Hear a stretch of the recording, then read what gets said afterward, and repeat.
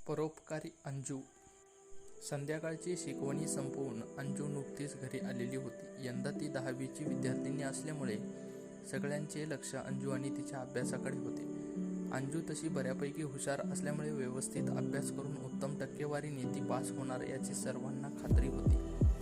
रोजच्या वर्तमानपत्रातून येणाऱ्या मार्गदर्शिका तसेच साप्ताहिकेतून येणारे आदर्श प्रश्न पत्रिका याशिवाय अनेक गाईड्स, नोट्स यांचा ढिगारा अंजूच्या टेबलावर नेहमीच दिसत असायचा.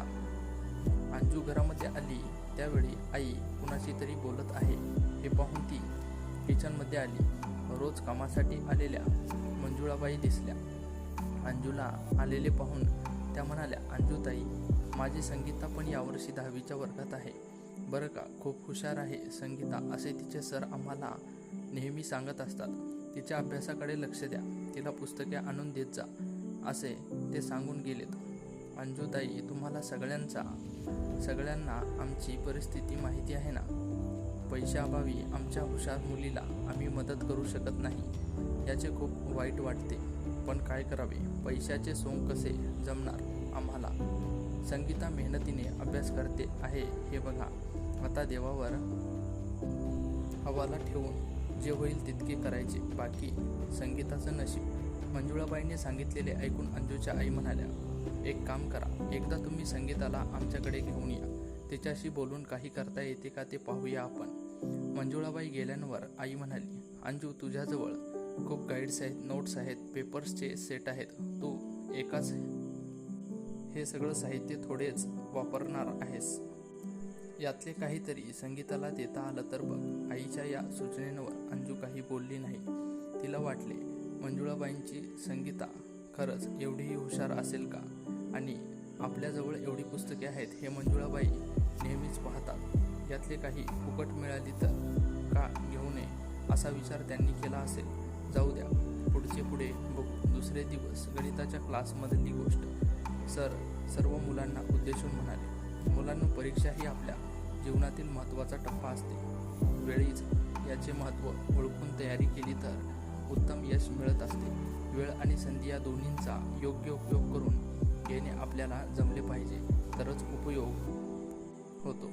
माझीच गोष्ट आहे का, माझ्या 10वीच्या वर्गातली गोष्ट आहे ही. मी गरीब आईबापाच्या घरामध्ये वाढलेला मुलगा. पुस्तके घेण्याची आमची ऐपत नव्हती, म्हणून अभ्यास करणे थोडेच थांबणार. अशावेळी माझ्या मित्राने मोठ्या मनाने मदत केली. त्याने त्यांच्या जवळची पुस्तके परीक्षेच्या दिवसामध्ये मला वापरू दिली. त्यांच्यामुळे मी अभ्यास करू शकलो. मी भले कितीही हुशार असेन, माझ्याजवळ पुस्तके तर असायला पाहिजे होती. ती माझ्या मित्राने दिली आणि त्याला माझ्या परिस्थितीची जाणीव होती, म्हणून तो माझ्याशी चांगला वागत होता. तो म्हणायचा, माझी पुस्तके घेऊन तू अभ्यास कर, मात्र तू गरीब आहेस म्हणून मी तुला मदत करतो आहे असे समजू नकोस. तुला स्वाभिमान दुखवण्याचा माझा हेतू मुळीच नाही. उलट तुझ्यासारख्या योग्य आणि हुशार मुलाला वेळेवर मदत करण्याचा आनंद मला मिळेल. मित्रांनो, त्यांच्या बोलण्यात निर्मळपणा होता. त्यांच्या स्वच्छ बोलण्याचा मला राग आला नाही. त्यांची मदत मी आनंदाने घेतली. मी भरपूर परिश्रम घेतले. उत्तम मार्क्स घेऊन मी पास झालो. माझ्या यशाचे सारे श्रेय आयुष्यभर माझ्या या परोपकारी मित्राला देणार. सरांनी सांगितलेली गोष्ट ऐकून मुले भारावून गेली. निर्मळ भावनेने दुसऱ्यांना मदत करावी, सरांचे हे वाक्य अंजूच्या कानामध्ये सारखे घुमत होते. दुपारी येऊन गेलेल्या मंजुळाबाई आणि संगीतांची तिला आठवण होत होती. दुसऱ्या दिवशी नेहमीप्रमाणे मंजुळाबाई कामासाठी तिच्या घरी आल्या त्यावेळी अंजू त्यांना म्हणाली, आज तुमच्या संगीताला घेऊन या. तिला म्हणाव की ये आणि पुस्तके पहा, पाहिजे ती पुस्तके आणि गाईड्स, नोट्स घेऊन जा. अंजूंचे बोलणे ऐकून मंजुळाबाई आनंदी झाल्या आणि हे पाहून अंजूच्या आईला समाधान वाटले.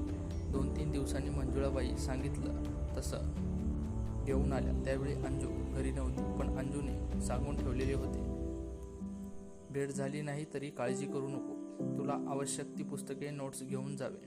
संगीताने त्याप्रमाणे घेतले आणि काय काय घेऊन जात आहोत याची लिस्ट अंजूच्या टेबलवरती लिहून ठेवली. पाहता पाहता दिवस कसे गेले कळालेच नाही. अभ्यासाच्या ओझ्यातून मोकळी झालेली अंजू आता निकालाची उत्सुकतेने वाट पाहत होते. अखेर तो दिवस उजडला. प्रथम श्रेणीमध्ये पास झाल्याचा आनंद अंजू घेत होती. खुशीत ती आपल्या घरी आली. आनंदामध्ये सगळ्यांच्या गप्पा चालू होत्या. त्याचवेळी मंजुळाबाई आणि संगीता पेढ्यांचा पुडा घेऊन आल्या. संगीताने अंजूच्या आईबाबांचा नमस्कार केला आणि पेढा दिला व म्हणाली, आमच्या शाळेत सर्व मुलीमध्ये मी सर्वप्रथम आले आहे. हा मान आणि यश तुमच्या आशीर्वादाने आणि अंजूताईने केलेल्या मदतीमुळे मला मिळालेले आहे. अंजूताईला पेढा देत मंजुळाबाई म्हणाल्या, अंजूताई, तुम्ही खूप मोठ्या मनाच्या. माझ्या संगीताला तुम्ही मदत केलीत म्हणून माझ्या पोरीला हा दिवस दिसला. माझी पोरगी तुमचे हे उपकार कधीच विसरणार नाही. संगीताच्या चेहऱ्यावरचा आनंद पाहून अंजूच्या मनाला खूप समाधान वाटत होते.